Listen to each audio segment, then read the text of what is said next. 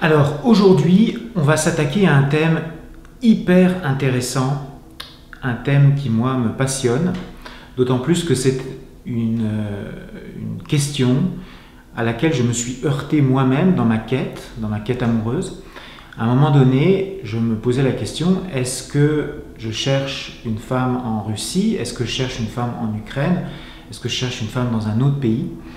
En fait, cette question était devenue une question très intéressante pour moi. Alors, je reçois de temps en temps des demandes d'hommes, surtout en France, qui me disent « Antoine, moi, je veux rencontrer une femme en Russie, je ne veux pas rencontrer une femme en Ukraine. » L'idée derrière cette affirmation, c'est de dire, un petit peu comme une montre Rolex, par exemple, vous avez l'original, puis vous avez des copies. En fait, il y a un sous-entendu qui est un petit peu bizarre, enfin on va en parler un petit peu dans cette vidéo. On dit, moi je veux aller rencontrer une femme en Russie, je ne veux pas rencontrer une femme en Ukraine, parce que l'Ukraine c'est considéré comme un duplicata, comme un deuxième, je veux dire, il y a en fait la Russie qui est en première position, et puis après il y a les autres pays qui sont en deuxième position. Alors on va regarder dans cette vidéo, on va essayer de comprendre d'où vient cette affirmation, à quoi ça correspond, est-ce que ça a un fondement, est-ce que c'est réel, et est-ce que ça va vous être utile dans votre recherche amoureuse si vous voulez réussir. Alors logiquement, quand ces hommes me contactent, ils me disent « Moi Antoine, je ne veux pas aller en Ukraine, je veux aller en Russie, donc je vais aller chez votre partenaire de Samara, au cœur de la Russie, sur les bords de la Volga, donc là vous êtes vraiment au plein milieu de la Russie. Donc moi aujourd'hui, dans cette vidéo, je vais vous raconter une histoire, sans citer de nom évidemment, mais basée sur un cas réel, un cas vécu qui s'est produit cet été. Un monsieur qui est allé seul à Samara, un monsieur français de la région parisienne, et vous allez voir un petit peu ce qui s'est passé pour lui et on va essayer d'en tirer des conclusions. Alors dans cette vidéo, on va aborder le thème de la nationalité, donc dans les pays de l'ex-Union soviétique, les femmes russes, les femmes kazakhs, les femmes... On va voir au milieu de la Russie, au sein de la Russie, quelles sont également les différentes nationalités. Et puis on va aborder à l'aide de ce cas réel, vécu par un monsieur, le thème de l'argent. Est-ce qu'il y a réellement des différences culturelles entre les pays de l'ex-Union soviétique et les pays occidentaux? On va voir pourquoi. C'est très intéressant d'ailleurs. Et puis on va voir également, par rapport à ce thème de l'argent, en quoi ça peut avoir un impact sur les arnaques, sur les personnes qui peuvent profiter.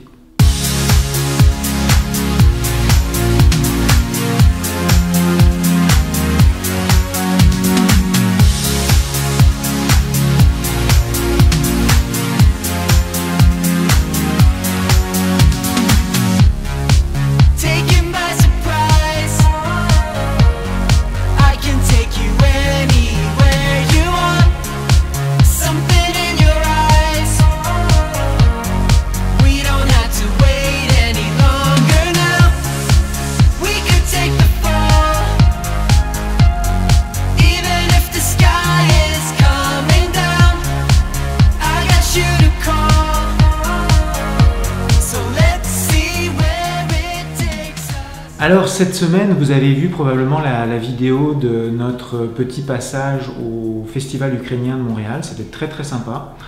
On a vraiment aimé notre journée avec Borislava, Diana. On a rencontré plein de gens qu'on connaissait, des amis de Borislava, des Ukrainiens, des gens avec lesquels on a des points en commun qui sont dans la région de Montréal. Donc c'était un petit peu comme une grande messe de la culture ukrainienne. Et on a eu, je vous l'ai dit donc dans cette vidéo, on a eu la surprise vraiment, au départ ça nous a fait un choc parce qu'on a rencontré 3 couples différents, donc c'est des adhérentes qu'on connaissait, des hommes qui étaient clients de l'agence CQMI et qui étaient en couple, qui étaient là au festival. Il y en a qui travaillaient même sur le festival. Ça nous a vraiment fait un choc parce qu'on ne le savait pas et on avait perdu de vue complètement ces gens-là. Certains nous avaient raconté des mensonges. Ils nous avaient dit qu'ils avaient rencontré quelqu'un sur un autre site où Borislava, elle a eu vraiment une réaction, une bouffée de colère, parce que c'est quand même grâce à nous qu'ils se sont rencontrés, c'est grâce à notre travail, puis elle y met un travail énorme pour aider ces gens-là. Donc quand on rencontre les gens puis qui nous ont menti, qui nous mentent, alors moi j'ai réagi moins vivement, ça m'a surpris également, mais moi j'ai été plus direct. J'aurais posé la question, j'aurais dit pourquoi vous ne nous l'avez pas dit, pourquoi vous l'avez caché? Et la réponse qu'on a obtenue dans 2 cas, c'est qu'ils voulaient avoir un maximum de discrétion, qu'ils ne voulaient absolument pas que ça se sache, que c'était top secret. Donc c'est un choix, effectivement, je le constate. C'est sûr que ce n'est pas en accord avec mes valeurs à moi, parce que moi je pense que c'est important d'être ouvert, d'être transparent. Maintenant je dois apprendre moi à respecter le choix de ces personnes-là, et puis on le respecte, hein, on n'a pas le choix, de toute façon c'est leur décision. On a un contrat de confidentialité, donc on est obligé de respecter la confidentialité de tout ce qu'on fait. Donc ce sont des gens qui se sont mis en couple, et en fait on a découvert un sous-réseau de gens, puisqu'ils se connaissaient, mais on n'était pas informés, et ils étaient en couple, et ils sont même en train de préparer des mariages. Donc en fait, bon, le côté positif de ça, c'est de se dire que notre travail donne encore plus de résultats positifs que ce qu'on pensait. Donc il y a des gens vraiment qui rentrent dans le processus, qui font croire qu'ils n'ont pas réussi, mais qui en fait ont réussi. Donc ça montre à quel point on se démarque des autres agences, puisqu'en fait on a vraiment des taux de réussite qui sont exceptionnels.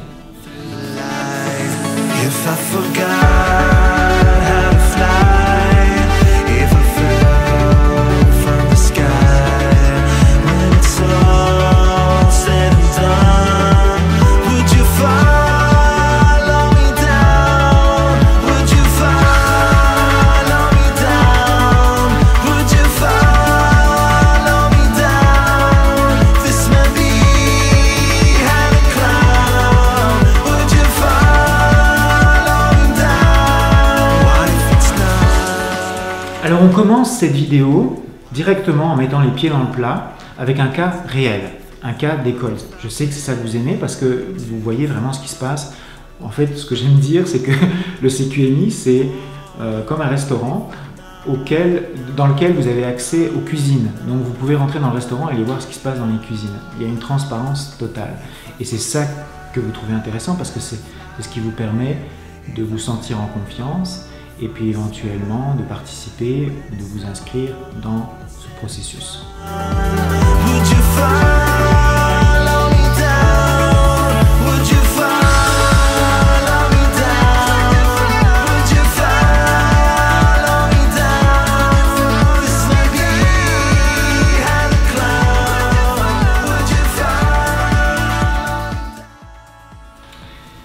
Alors, c'est un monsieur qui, effectivement, qui disait, bon, ben, moi je veux une femme russe, je veux pas une femme ukrainienne, je veux le best, le top, en classifiant en fait selon les nationalités.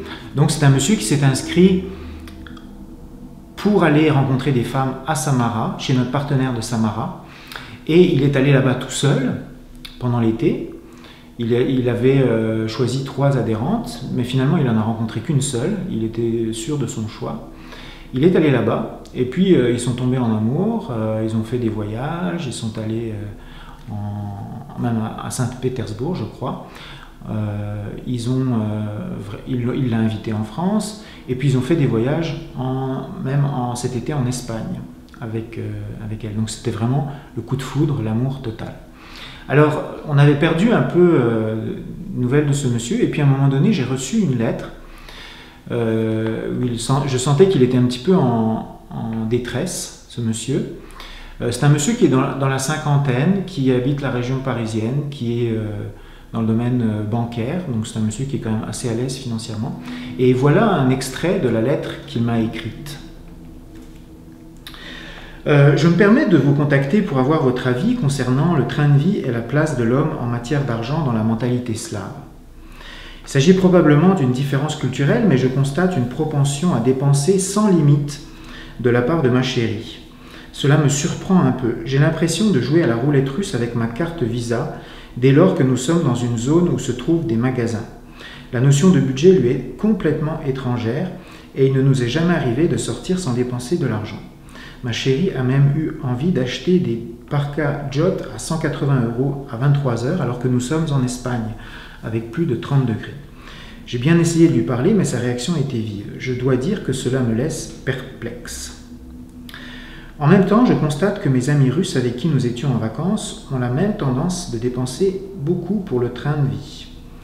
Du moins si l'on compare par rapport à leur niveau de richesse. Pourtant, je ne suis pas radin, loin de là. J'ai cassé ma tirelire récemment pour une très jolie bague qui vaut le prix d'une belle voiture. C'est peut-être là mon erreur. Bon, voilà. Bon, j'ai changé les noms, évidemment, tout est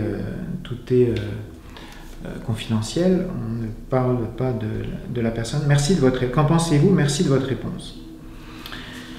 Alors, on aborde dans cette lettre-là des thèmes qui sont très importants, qui sont extrêmement importants, dont je n'ai pas encore parlé. C'est des thèmes auxquels moi-même j'ai été confronté dans mon expérience, dans mon parcours en Russie. Et je voudrais vraiment, quand j'ai lu cette lettre-là, l'idée d'une vidéo m'est tout de suite apparue. Ça a fait comme une éclosion. Je me suis dit, il faut absolument que je parle de ça. C'est fondamental.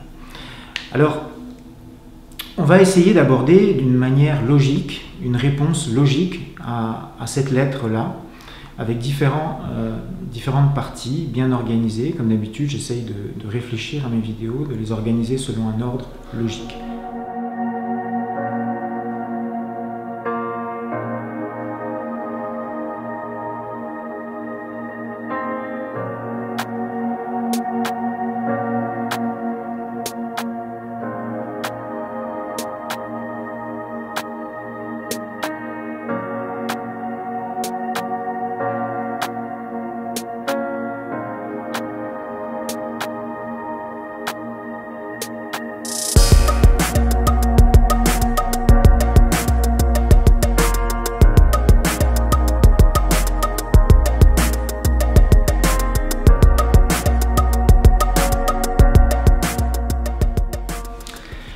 Alors tout d'abord, une femme russe. Qu'est-ce que ça veut dire? C'est quoi la définition d'une femme russe?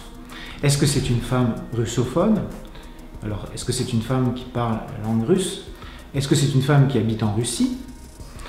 Est-ce que c'est une femme blonde avec des yeux bleus? Est-ce que c'est une femme qui a des valeurs traditionnelles? C'est quoi la définition quand on cherche une femme russe? Toutes les définitions sont bonnes, enfin, tout le monde a sa propre définition, mais au final, est-ce qu'on peut dire, par exemple, qu'une femme russe, c'est pareil qu'une femme ukrainienne? Il y en a qui pensent que oui. Par exemple, au Canada, vous posez la question, c'est très difficile pour une personne moyenne, lambda, de faire la différence entre une femme russe et une femme ukrainienne. Bon, en France, on est un petit peu plus proche de la Russie, donc on a un peu plus de notions, on a une histoire en commun entre la France et la Russie, donc on a plus d'informations, mais le choix, la différence, elle n'est pas évidente. Bon, par exemple, en Ukraine, les Ukrainiens, ils ont leur propre langue, ils ont la langue ukrainienne, ils ont leur propre pays, qui est un pays quand même assez grand, avec une autonomie. Pourtant, les Ukrainiens, ils parlent tous russe, la langue russe. Donc, l'Ukraine, ça a été un pays qui a été sous l'influence russe dans l'histoire depuis la grande Catherine, l'impératrice Catherine la Grande.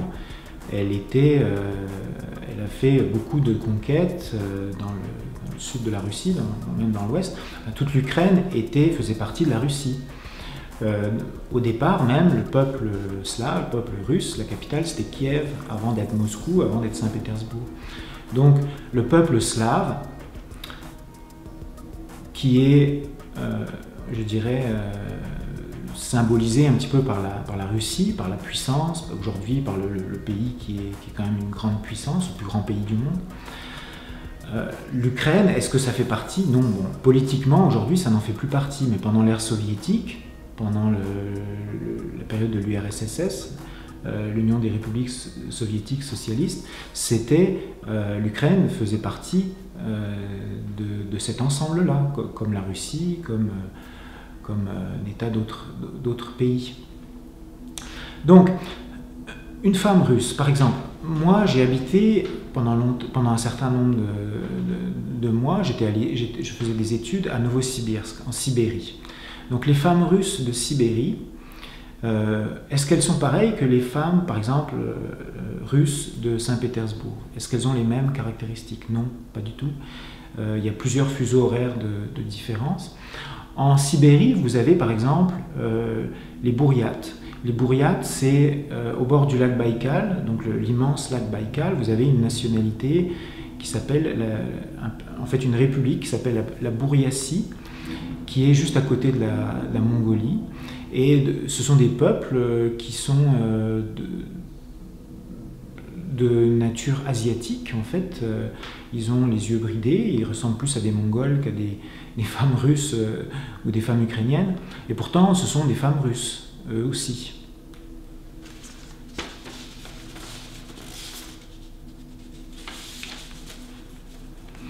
Alors, ce qu'il faut savoir, c'est qu'en Russie, vous avez à peu près 160 nationalités différentes. Alors vous avez la Yakoutie. La Yakoutie, c'est un petit peu ce qu'on pourrait appeler les Inuits, ici pour nous au Canada. Donc c'est les Esquimaux, les gens qui vivent dans le Grand Nord, qui ressemblent beaucoup plus à des Asiatiques qu'à des Européens. Vous avez la Bouriatie, dont je viens de parler. À Vladivostok, qui est la dernière ville du Transsibérien, tout à fait à l'est, proche du Japon. Est-ce que les femmes que vous allez rencontrer là-bas sont plus proches des femmes de Saint-Pétersbourg, de Moscou, de Samara, ou des femmes de Kiev? Bon, évidemment, il y a des grandes différences. Vous avez un tas de fuseaux horaires différents, les nationalités ne sont pas les mêmes, enfin ça n'a rien à voir. Vous avez par exemple en Russie également toute une république qui s'appelle le Tatarstan, qui est de tradition musulmane. Donc au Tatarstan, à Kazagne par exemple, où j'ai aussi été, vous avez donc une grande partie de la population qui est musulmane. Donc vous avez des femmes russes musulmanes. Alors Saint-Pétersbourg, c'est une ville dans laquelle aussi j'ai habité, qui est une ville très culturelle, où vous allez rencontrer des gens qui sont très éduqués, c'est très très haut, haute société, un petit peu comme la cour du temps de l'impératrice. Ils sont restés très attachés à l'éducation, la haute société, etc., beaucoup plus qu'à Moscou. Vous allez rencontrer des femmes là-bas qui sont très éduquées, qui sont très maniérées, qui ont des manières, qui ressemblent un petit peu aux femmes que vous allez rencontrer à Kiev. Alors moi, personnellement, moi qui ai voyagé un peu dans toutes ces régions, dans tous ces pays-là, je dirais qu'il n'y a pratiquement pas de différence entre les femmes russes de Saint-Pétersbourg et les femmes ukrainiennes de Kiev. C'est pratiquement pareil. Et d'ailleurs, Anna, dans sa vidéo, elle le dit avec beaucoup de vérité. Pour elle, qui a fait ses études, elle vient de Kharkov, en Ukraine, elle a fait ses études à Moscou, elle dit qu'il n'y a absolument aucune différence en termes de mentalité, en termes de valeurs traditionnelles entre les femmes de Moscou et les femmes de Kharkov en Ukraine. C'est du pareil au même. L'Ukraine, qui a gagné son indépendance, c'est, selon moi, bon, ça choque quand je le dis, ça choque les Ukrainiens parce qu'il y a toujours cette notion d'indépendance, de séparation, mais c'est un pays qui est sous l'influence russe, qui est très très très influencé par la Russie. Maintenant, est-ce que c'est important? La question qu'on peut se poser, est-ce que c'est important de dire moi je veux rencontrer une femme russe ou je veux rencontrer une femme ukrainienne? Non, en tout cas, moi ce que je pense, c'est que ça n'a absolument aucune importance. La nationalité n'a aucune importance. Ce qui est important, c'est que vous soyez bien avec cette femme-là, que vous soyez heureux, que vous soyez dans une relation épanouissante dans laquelle vous grandissez et dans laquelle cette femme également va grandir et vous allez faire un beau couple, une belle relation. C'est ça notre objectif. Notre objectif, c'est pas de faire des classifications entre les peuples. Ça n'a absolument, selon moi, je pense, aucun sens.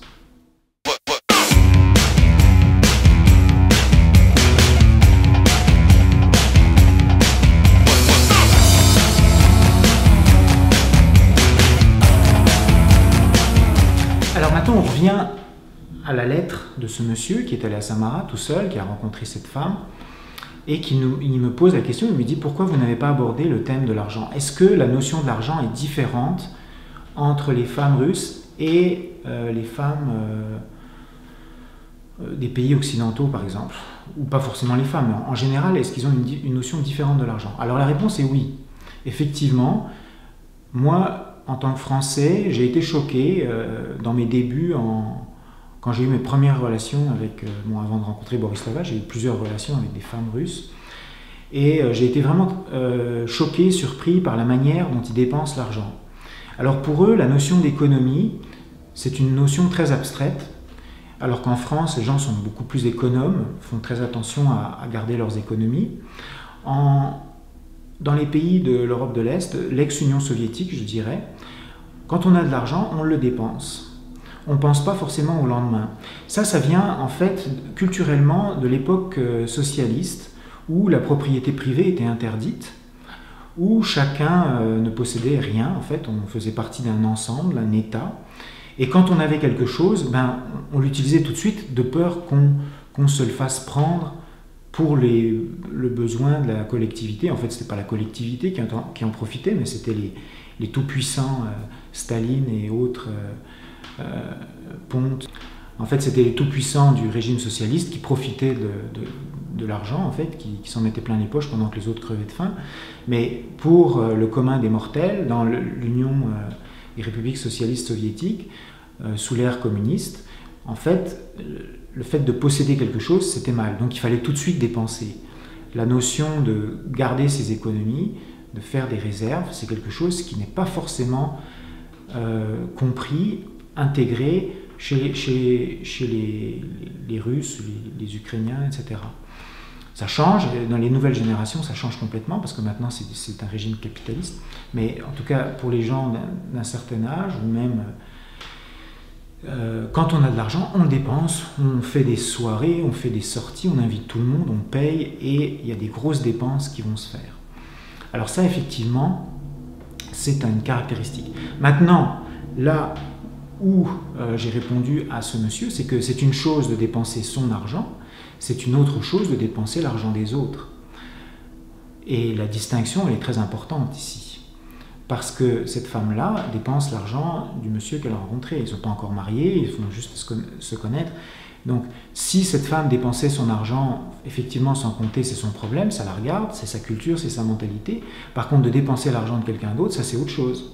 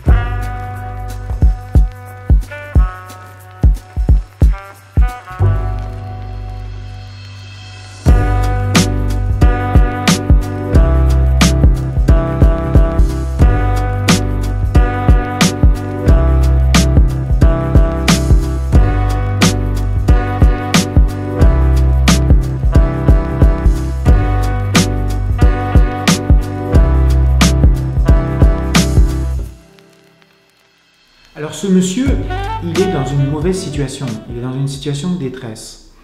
Et là, il constate qu'il y a un problème. Il le sent, il le ressent à l'intérieur de lui, il y a un problème. Pourquoi elle achète des parkas alors qu'on est en été? Pourquoi elle dépense autant d'argent? Et là, il le sent à l'intérieur de lui, parce que c'est son argent. Et c'est normal. Et moi, je réagirais exactement de la même manière. Elle n'a pas à dépenser son argent. Il y a un problème. Et dans ces cas-là, quand il y a un problème, on se dit, c'est peut-être un problème de mentalité. Donc on cherche le problème ailleurs. On se dit, je réagis mal. Peut-être que c'est parce qu'il y a une différence de mentalité. Non. Et là, je vous dis, non, non, non. C'est pas une différence de mentalité. C'est pas vrai. Si vous vous sentez mal, c'est vous qui avez raison. Vous devez vous écouter, vous devez ressentir ce que vous écoutez. Et ce n'est pas une différence culturelle. Je reçois tout le temps ce genre de messages. On me dit, ouais, c'est peut-être une différence culturelle parce qu'il y a un problème. Non, s'il y a un problème, il y a un problème. Ce n'est pas une différence culturelle. Vous devez vous sentir bien dans la relation. Et c'est ce que vont vous dire les assistantes. Donc là, il y a un problème et il faut l'adresser.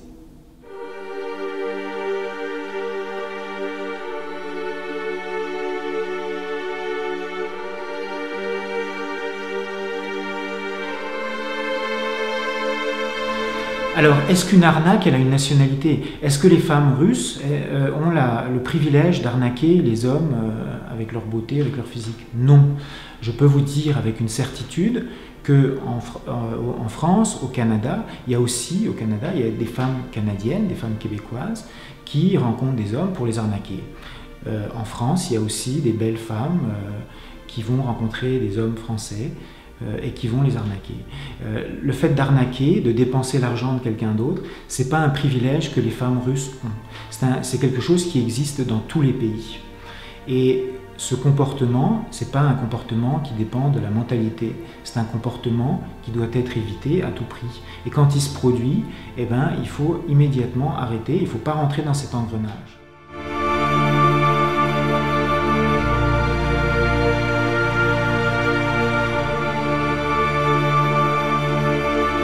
Alors la question qu'on peut se dire, puis ça c'est là qu'on rentre dans le cœur du sujet, c'est que ce monsieur-là qui a décidé donc de faire un choix, la Russie, la femme russe, c'est mieux que la femme ukrainienne parce que c'est l'original versus la copie, le duplicata, la contrefaçon.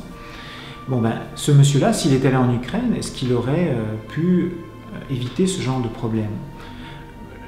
Alors la réponse est oui, mais pas parce que c'est l'Ukraine.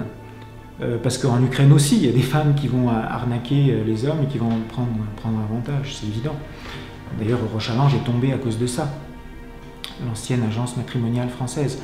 Donc la Russie n'a pas le privilège d'avoir des femmes qui vont vous arnaquer. Il y en a aussi en Ukraine, il y en a en France, il y en a au Canada, il y en a dans tous les pays du monde. Mais la différence, c'est qu'en Ukraine, ce monsieur, il aurait été accompagné d'une assistante CQMI, et il aurait suivi nos instructions et il aurait été encadré dans son processus. Et ce genre de femme aurait été immédiatement détectée et mise de côté. C'est la grosse différence qui se serait produite.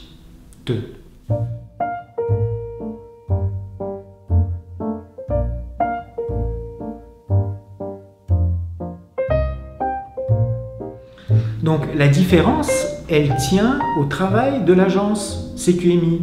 C'est le travail qu'on fait qui fait la différence. Pourquoi? Parce qu'on vous propose des assistantes, parce qu'on fait une sélection des femmes qui s'inscrivent chez nous. On en élimine beaucoup. On regarde leur passeport, on vérifie leurs informations, Borislava les rencontre, on fait une analyse psychologique. On analyse toutes nos adhérentes. On fait un travail beaucoup plus profond que ce qui est fait à Samara, ou ce qui est fait à Poltava, ou ce qui est fait avec la majorité des agences matrimoniales. Les femmes qui sont sur notre site, elles ont gagné leur place et ce sont des femmes de confiance. Maintenant, on fait une sélection, on fait un tri, mais il arrive qu'on fasse encore des erreurs. Et ça se produit. Rappelez-vous les vidéos, par exemple, avec Camilla, comme elle l'avait détecté. Mais enfin là, c'était même pas une femme de CQMI, c'était une femme de notre ancien partenaire. Mais même si, à travers toutes les mailles du filet qu'on a mis en place, et s'il y a une femme qui a des mauvaises intentions, qui passe à travers ce premier niveau, ces deux niveaux de test, donc Tatiana, notre employée en Ukraine, et puis Borislava, vous avez l'assistante. Et l'assistante, elle est vraiment très douée pour détecter les femmes qui ont des mauvaises intentions. Donc quand vous allez rencontrer les femmes avec votre assistante, si jamais il y a un problème, ça va se savoir tout de suite, mais vraiment immédiatement. Donc vous n'allez pas forcément tomber sous le charme d'une profiteuse, parce que l'assistante, elle va tout de suite vous remettre les pieds sur terre. Donc le succès, il ne tient pas à la nationalité de la femme que vous choisissez. C'est une évidence. C'est pas parce que vous choisissez une femme russe, une femme bouriate, une femme de Saint-Pétersbourg, une femme de Moscou, une femme de Lituanie, d'Estonie, de Roumanie. ou d'Afrique même, c'est pas ça qui est important. Ce qui est important, c'est le processus par lequel vous allez rencontrer cette femme-là. Le processus de l'agence matrimoniale qui va vous accompagner pour rencontrer la femme de votre vie.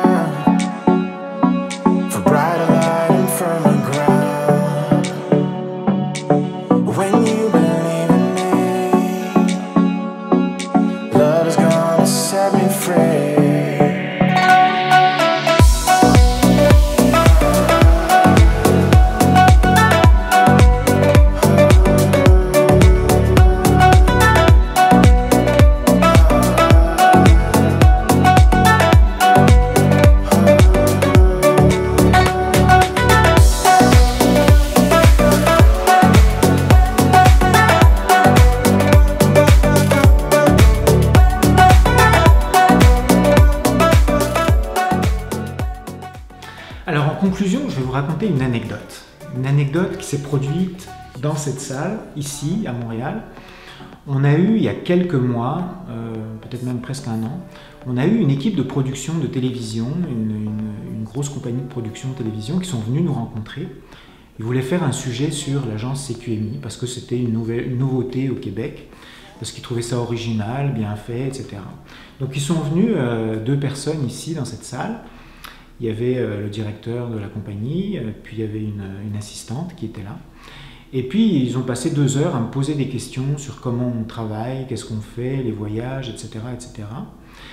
Et au cours de cet entretien, la dame qui était assise en face de moi, elle avait regardé nos vidéos avec beaucoup d'intérêt et elle m'a dit la chose suivante.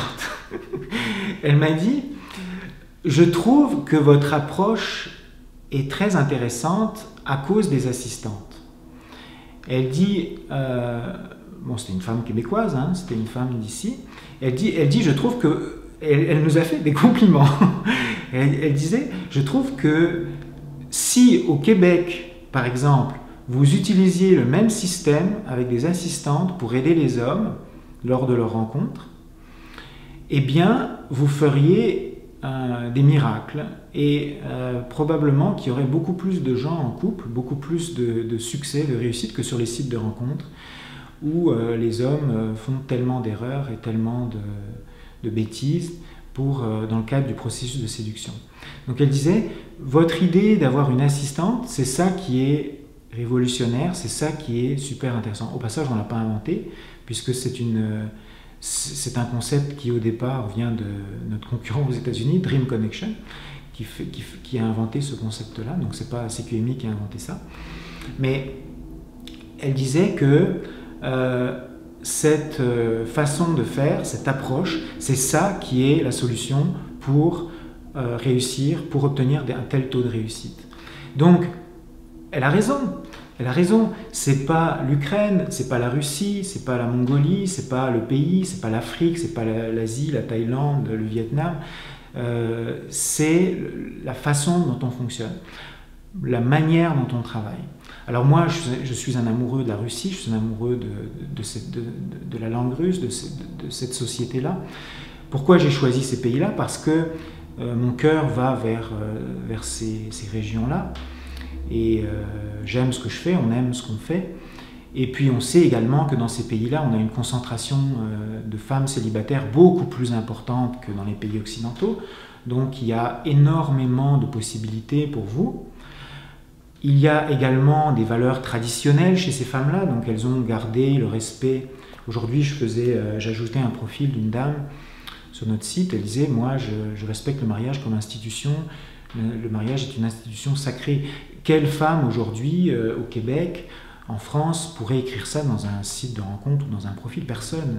Il n'y a que dans les pays de l'Europe de l'Est où on a encore gardé le respect de ces valeurs, de la famille, du mariage. Ici, tout est détruit à coups de canon dans les cours d'appel, les cours supérieurs avec les avocats spécialistes en droit matrimoniaux. Mais dans ces pays-là, c'est resté intact, c'est resté... mais ce ne sont pas les seuls pays, c'est valable en Russie, je suis sûr, je ne connais pas du tout l'Asie, mais je suis sûr qu'il y a des pays en Thaïlande, au Vietnam, etc., où le mariage est aussi resté important, où la famille est restée importante. En Afrique, certainement, aussi.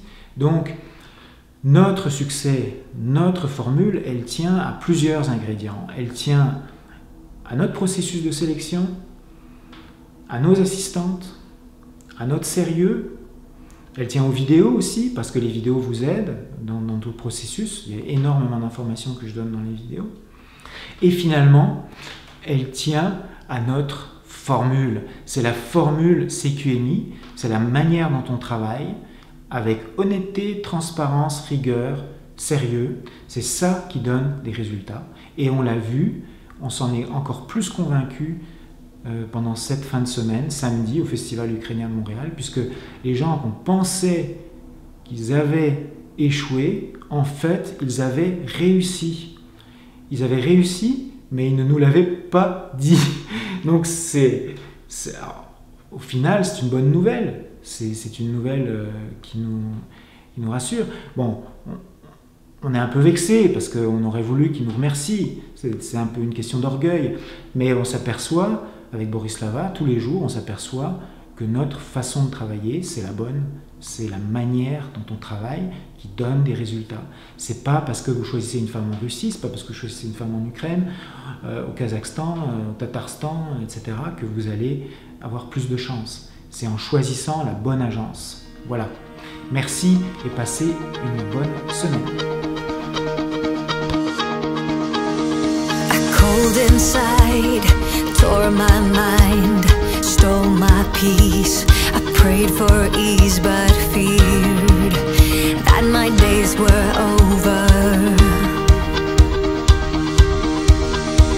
That emptiness is hard to pass. To fill that gap, you need to open up.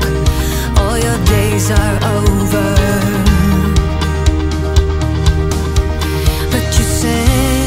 Your light to be found now. It's like my engines overflow, and I am fueled, it's time to go. Oh, we are in this rush, it's love in the fast lane. I feel I'm strong beyond belief, and this is happening to me. I'm shouting over these emotions, love in the fast lane. I finally found my love. I finally found my love. Sometimes I recall, repeat it all, the hopelessness, the bitter taste of fear, that my days were over. But you sent your light to find me. It's like my engines overflow, and I am fueled, it's time to go. Oh, we are in this rush, it's love in the fast lane. I feel I'm strong beyond belief, and this is happening to me. I'm shouting over these emotions, love in the fast lane. I finally found my love. I finally found my love. I finally found my love. My love, my love. Give it one try, you will see if you give